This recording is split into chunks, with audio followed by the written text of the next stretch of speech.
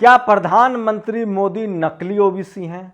क्या बिहार में बीजेपी अपने विधायकों को शिफ्ट कर रही है, उसे डर है कि उसकी पार्टी में तोड़फोड़ हो जाएगी?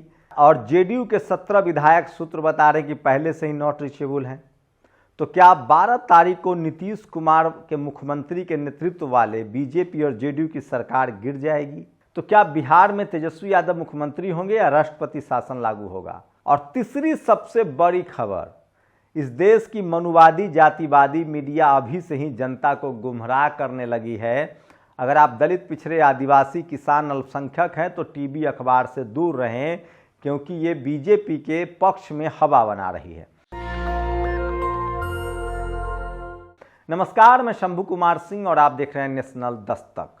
मैं बताऊंगा बिहार में क्या होने वाला है, मैं बताऊंगा मोदी ओबीसी के मोदी के पीछे का सच क्या है। लेकिन पहले बात मीडिया की। सोचिए, अभी से ही ओपिनियन पोल के नाम पर इस देश की मनुवादी मीडिया बीजेपी के प्रचार प्रसार में लग गई है।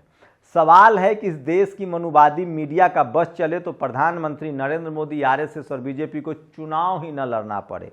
लेकिन इस देश की मनुवादी मीडिया से आपत्ति इसलिए है कि सपा, बसपा, आरजेडी और डीएमके, इन तमाम दलों के अगर ये लोग बीजेपी के साथ गठबंधन में ना हो तो ये लोग नेता नहीं है, न ये दल हैं। सोचिए, इस देश के बहुजन समाज के नेताओं को लालू यादव हो, तेजस्वी यादव हो, मायावती जी हो, मान्यवर कांसी राम साहब हो, मुलायम सिंह यादव हो, अखिलेश यादव हो, शिबू सोरेन हो, हेमंत सोरेन हो, इनको किस तरह से ये लोग बदनाम करते हैं। अभी गौरव भाटिया तो कहीं का रुपया हेमंत सोरेन के नाम से दिखा रहा है। रजत शर्मा जो ब्राह्मण समाज से हैं, वो अपने चैनल पर खबर चला रहे कि 350 करोड़ मिला है हेमंत सोरेन के पास से। तो इस देश में शिबू सोरेन हो, करुणानिधि हो, बहुजन समाज के नेताओं को, चाहे वो राम नरेश यादव हो, चाहे कर्पूरी ठाकुर हो, चाहे बीजेपी में ही क्यों नहीं, बंडारू लक्ष्मण के साथ क्या हुआ, जगबाबू जगजीवन राम के साथ क्या हुआ। तो अगर आप दलित, पिछड़े, आदिवासी, किसान समाज से हैं, अल्पसंख्यक समाज से हैं, तो इस देश में आपके लिए मुश्किलें पैदा की जाती है। और सोचिए, मनुवादी मीडिया, जातिवादी मीडिया को लगता है कि आखिर जेएमएम आदिवासियों की पार्टी कैसे है, दलितों की लीडरशिप वाली पार्टी कैसे है, पिछड़ों की लीडरशिप वाली बसपा, आरजेडी, ये सब पार्टियां क्यों सरवाइव कर रही। मैं फिर कह रहा हूं, राजेंद्र प्रसाद सिंह इसीलिए कहते हैं इस देश में कांग्रेस बीजेपी बड़ी पार्टी नहीं है, पैसे वालों की पार्टी है। बड़ी पार्टी तो Sapa, Basapa, RJD, JDU, JMM, DMK जैसी पार्टियां हैं। जो दलित, पिछड़े, आदिवासी लीडरशिप वाली पार्टियां हैं वो बड़ी पार्टियां हैं, क्योंकि संख्या 90% उनका है, जनाधार उनके पास है। तो ये बहुजन समाज को समझना पड़ेगा और आप सोच समझ के वोट डालिए। पढ़ाई लिखाई, स्कूल, अस्पताल, दवाई, संवैधानिक हक, रिजर्वेशन, इन मुद्दों पर वोट डालिए। देश की मजबूती, अर्थव्यवस्था, देश की सीमा की सुरक्षा और भारत की सेना की भलाई कौन कर रहा है, इसके नाम पर वोट डालिए। ये मनुवादी मीडिया जानबूझकर इसलिए किसी पार्टी को जिताती रहती है। Sapa, Basapa, RJD, JDU, JMM को कभी नहीं जिताएगी। ये सिर्फ और सिर्फ 60 साल तक पहले कांग्रेस को जिताती थी। अब जब 5 साल 10 साल से बीजेपी है तो ये बीजेपी को जिताती है। तो ये दलित, पिछड़े, आदिवासी, किसान, अल्पसंख्यकों के खिलाफ हैं। ये सिर्फ और सिर्फ सवर्ण लीडरशिप वाली पार्टियों के साथ है। पहले 60 साल तक कांग्रेस के राज में मजा किया, अब 10 साल मोदी जी के साथ है। लेकिन मैं फिर कह रहा हूं, अगर कांग्रेस आ गई तो ये कांग्रेस के साथ हो सकते हैं। लेकिन कोई दलित, पिछड़ा, आदिवासी, मायावती जी प्रधानमंत्री बन जाए, अखिलेश यादव बन जाए, लालू यादव तो अब नहीं बन सकते, उनको तो फंसा दिया गया। अगर कोई दलित, पिछड़ा, आदिवासी लीडरशिप वाली पार्टियां प्रधानमंत्री बन जाए तो ये फिर से इनके पेट में दर्द होने लगेगा। तो मनुवादी चैनलों को मत देखिए, जातिवादी चैनलों को मत देखिए। ये चैनल नहीं है, ये दरअसल माउथ पीस है, प्रवक्ता है। इसलिए राजेंद्र प्रसाद सिंह कहते हैं कि आरएसएस का 2 प्रवक्ता, बीजेपी का 2 प्रवक्ता आपके घर में, एक टीवी और अखबार, इनसे सावधान रहिए। इन पर भरोसा मत कीजिए। इनकी कोशिश है कि 10% लोग जो ये सोचकर वोट देते हैं कि जो जीतेगा उसी को देंगे, उसके लिए ये हवा बना रहे हैं। सुप्रीम कोर्ट के डंडे की डर से चुनाव आयोग ने 1.5 करोड़ वोटर लिस्ट से नाम खत्म किए, जिसको बारे में कहा जा रहा है कि ये फर्जी हैं। तो ये सब खबरें आपको नहीं मिलेंगी। वहीं राकेश टिकैत ने कहा है कि 16 तारीख को भारत बंद रहेगा, 16 फरवरी को। देश की सबसे बड़ी खबर बता रहा हूं, दिल्ली बॉर्डर पर किसान फिर से जमा हो रहे हैं और 16 फरवरी को भारत बंद रहेगा, ये भी बड़ी खबर है। वहीं 22 फरवरी को ईवीएम के खिलाफ फिर से राजधानी दिल्ली में बड़ा मैसिव कॉल दिया गया है। पिछले 31 जनवरी को लाखों लोग दिल्ली में आए थे। बावन मेश्राम ने 22 फरवरी का कॉल दिया है। ये भी बड़ी खबर है। अब दूसरी सबसे बड़ी खबर, प्रधानमंत्री नरेंद्र मोदी नकली ओबीसी हैं। ये बात सच है कि वो मंडल कमीशन की सिफारिश में उनकी कम्युनिटी ओबीसी में नहीं थी। सोचिए, ये सच है। उनको 1999 में मंडल कमीशन में उनकी कम्युनिटी को डाला गया है, जब बीजेपी की सरकार थी केंद्र में और वहां केशुभाई पटेल मुख्यमंत्री थे। इसका मतलब है कि मंडल कमीशन के जो सिफारिश थी उसमें वो नहीं थे, बाद में उनको डाला गया है। लेकिन अगर नरेंद्र मोदी अपने आप को ओबीसी चाहे तो घोषित कर सकते हैं, साबित कर सकते हैं, जैसा वो कह रहे हैं कि मैं ओबीसी हूं, वोट तो ओबीसी ने दिया है। राम मंदिर ट्रस्ट में ओबीसी को लाइए।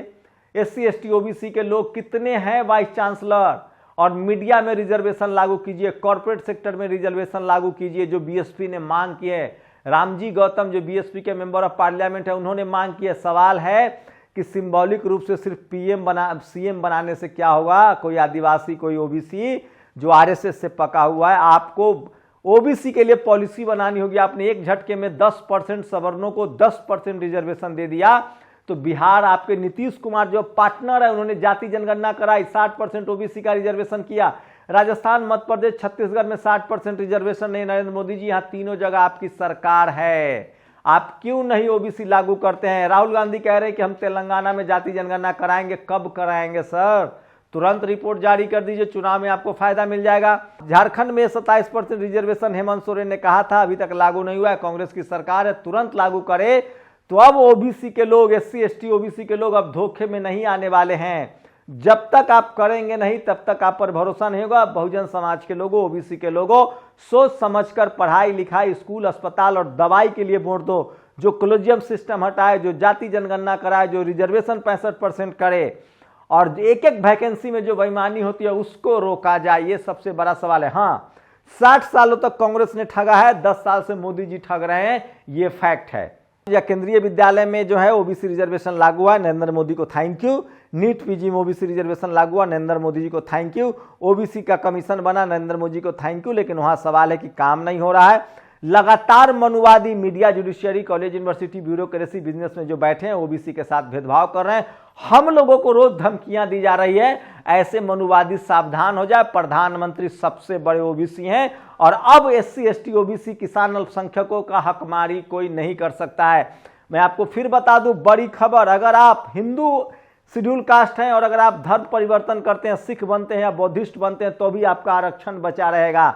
आप सिख हैं तो भी SC OBC हो सकते हैं, आप हिंदू हैं तो भी SC ST OBC हो सकते हैं, आप मुस्लिम हैं तो भी OBC, 90% मुसलमान OBC है।